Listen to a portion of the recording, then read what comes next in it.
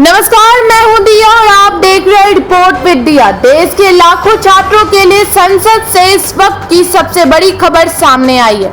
लगातार कई महीनों तक चले पेपर लीक विवाद और छात्रों के विरोध प्रदर्शन के बाद लोकसभा ने public examination prevention of unfair means amendment bill 2026 को पारित कर दिया।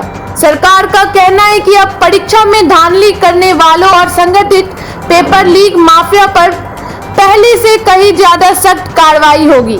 नए कानून के तहत दोषी पाए जाने वाले संगठित गिरोह को 10 साल तक की जेल और 10 करोड़ रुपए तक का जुर्माना हो सकता है।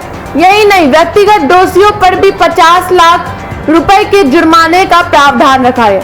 लेकिन जैसे ही यह बिल लोकसभा में चर्चा के लिए आया, सदन में जोरदार हंगामा शुरू हो गया।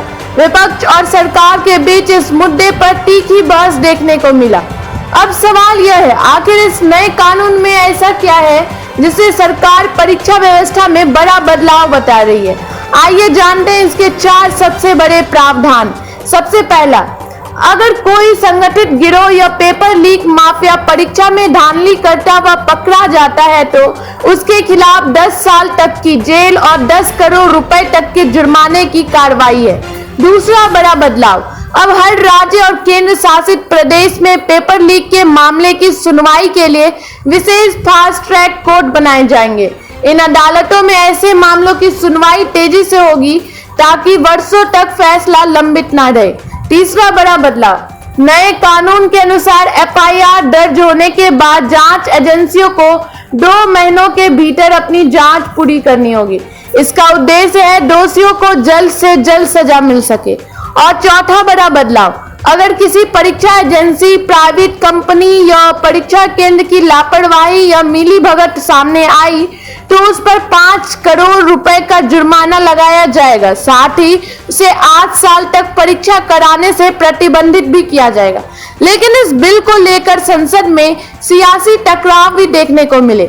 विपक्ष के नेता राहुल गांधी ने सरकार पर आरोप लगाया कि छात्र आंदोलन के दौरान छात्रों की आवाज को दबाया गया।